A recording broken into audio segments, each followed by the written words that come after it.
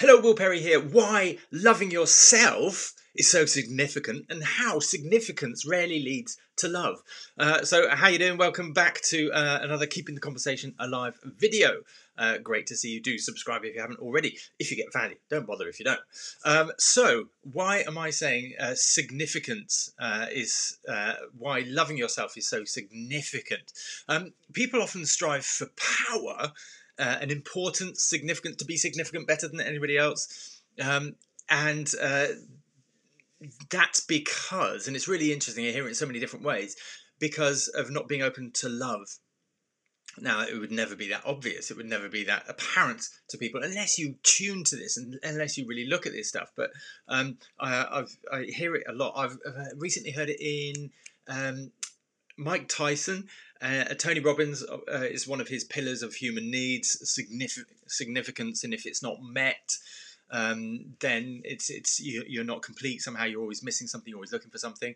But to hear it in Mike Tyson is, whether you like him or not, whether you resonate with him or not, very interesting in terms of, for me, the reference to why was he always aggressive? Why was he always aggressive towards other people? Why was he always had this perpetual thing?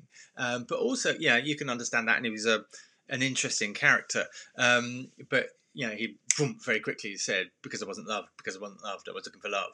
And it's like, well, that's insightful. He's got to that point.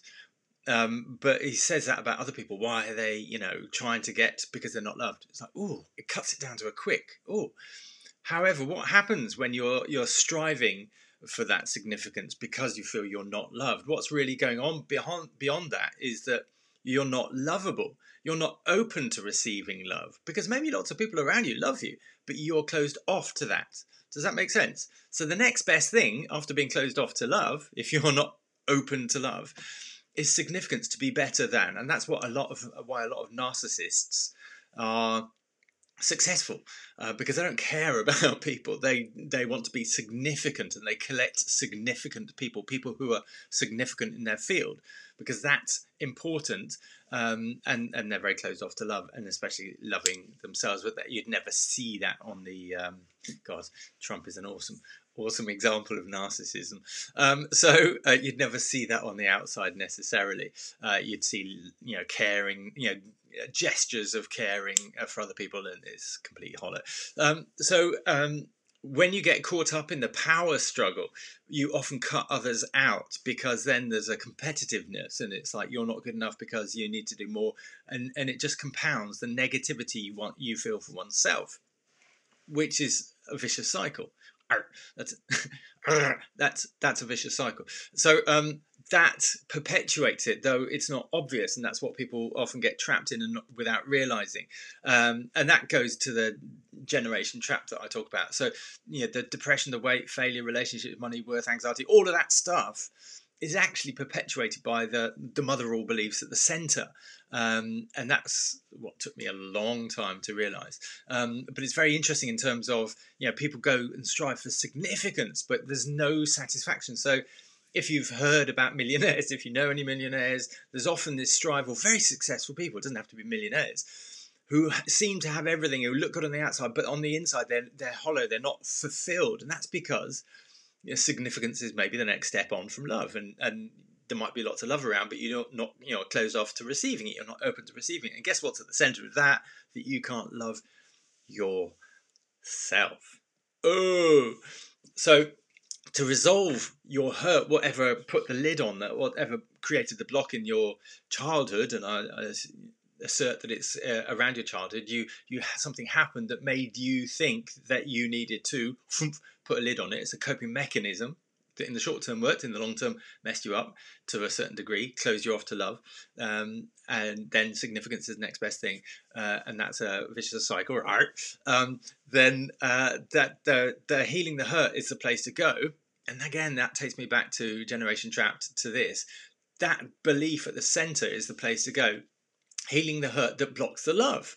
Okay, resolve that, heal that, and you're open to the love, and then significance no longer becomes such a strive, so important.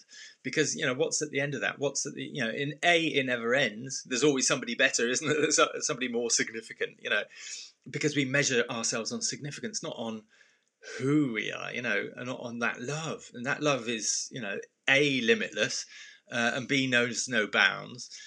But if you love yourself, you're complete, you're content. There's nothing you don't need all these things. It's all right to have things if it gives you value or gives others value. That's cool.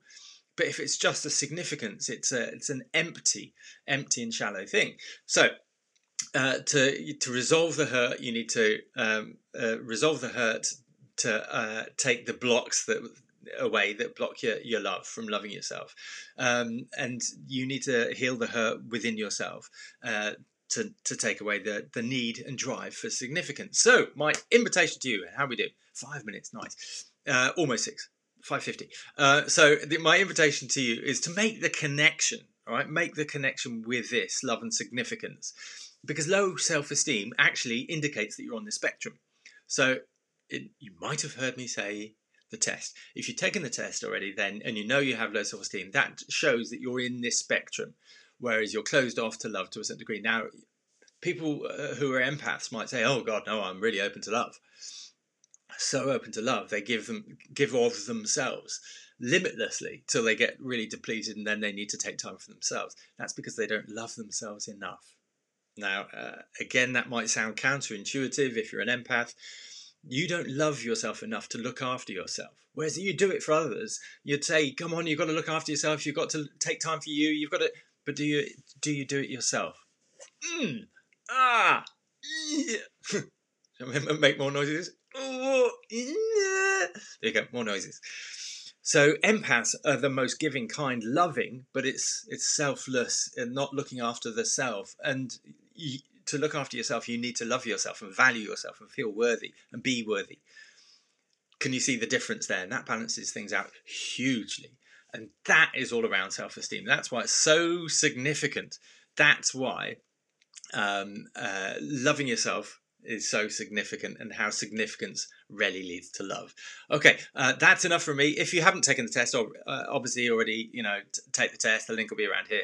It'll show whether you're in this trap, the vicious. I won't go there. Vicious cycle. So I encourage you to, take the test if you haven't already. But if you have taken the test already and you know you're in this spectrum, don't just keep watching. Don't just keep doing nothing about it. Take action. Ask me a question. Will, this is my situation. How do I get out? Do that. Get in contact. Do message, whatever, email, whatever it is. But just get in contact, because believe me, it's a vicious cycle and it leads to nothing. That way. It leads to nothing. It limits you hugely in life, but it limits your love and satisfaction and completeness in life. It always feels like there's something missing. That's why I named my program, the online program, The Curious Case of What's Missing. So many thanks. Hope you have an awesome day. Speak to you soon. Bye-bye.